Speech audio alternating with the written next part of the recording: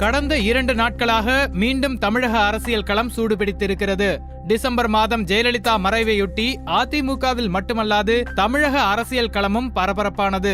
அப்போது ஜெயலலிதாவிற்கு பிறகு முதல்வர் யார் என்ற பல்வேறு விவாதங்கள் நடந்து வந்த நிலையில் ஓ பன்னீர்செல்வம் முதல்வராக தேர்ந்தெடுக்கப்பட்டார். அப்போதிலிருந்தே ஜெயலலிதாவின் தோழியான சசிகலா முதல்வர் ஆக வேண்டும் என்கின்ற குரல் எழுந்து வந்தது.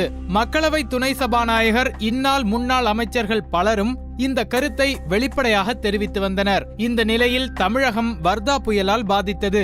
அதில் ஓ பன்னீர்செல்வம் எடுத்த அதிரடி நடவடிக்கைகளால் மக்களால் பாராட்டப்பட்டார். இது சசிகலா தரப்பை கோபம் கொள்ள செய்தது.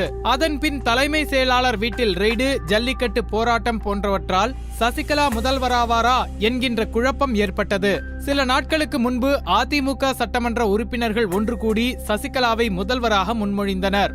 தற்போது இந்த விவகாரம் வெடித்துள்ளது. பலர் இதுகுறித்து தங்களது எதிர்ப்பை தெரிவித்து வருகின்றனர். இந்த நிலையில் சசிகலாவை முதல்வராக தேர்வு செய்யப்பட்டதை எதிர்த்து ஆன்லைன் மூலம் பெட்டிஷன் சமர்ப்பிக்கும் இணையதளமான change.org-ல் தமிழரசன் என்பவர் பெட்டிஷன் ஒன்றை உருவாக்கியுள்ளார். அதில் பன்னீர்செல்வத்தின் செயல்பாடுகள் இதுவரை சரியாகத்தான் இருந்து வருகிறது. சசிகலா மற்றும் அவரது குடும்பத்தினர் மீது பல்வேறு வழக்குகள் நிலுவையில் உள்ளன. இப்படிப்பட்ட நிலையில் ஒருவர் போட்டியிடாமல், மக்களின் அடிப்படை ஆதரவு இல்லாமல் சட்டத்தை தவறாக பயன்படுத்தி முதல்வராவதை இந்திய அரசியல் சட்டம் தடுக்க வேண்டும். இல்லாவிட்டால் நீதித்துறையின் மீது கரை ஏற்பட்டது போல் ஆகிவிடும் என்று குறிப்பிடப்பட்டுள்ளது. தற்போது வரை சுமார் 1.5 லட்சம் பேர் இந்த பெட்டிஷனில் கையெழுத்திட்டுள்ளனர்.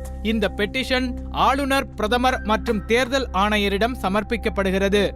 மேலும் இதுபோன்ற செய்திகளை தெரிந்து கொள்ள சுட சுட சேனலை சப்ஸ்கிரைப் செய்யுங்கள்.